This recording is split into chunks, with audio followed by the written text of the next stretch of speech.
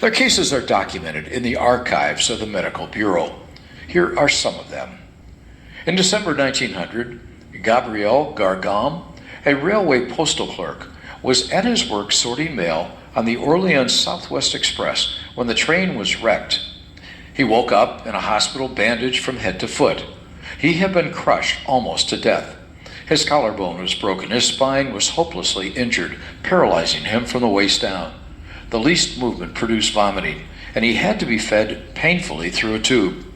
A court ordered the railroad to pay 6,000 francs annually, since he was a human wreck who could henceforth need at least 2 persons to care for him. After 20 months in the hospital, Gargam was growing daily weaker. He could no longer swallow. The doctors warned his family that death was near.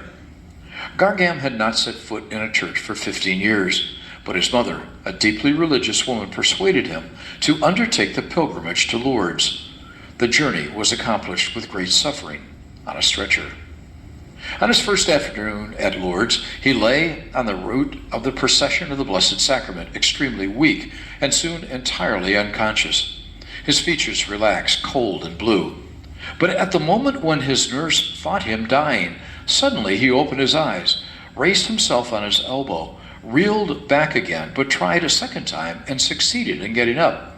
His paralysis was gone. He had recovered entire freedom of movement.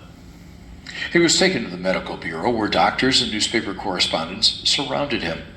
Gargam arrived wrapped in a long bathrobe, one records. He stood before us as a specter. Big, staring eyes alone were living in his emaciated, colorless face. But he was now able to throw aside his tube and eat normally, and in a few days he was to gain 20 pounds.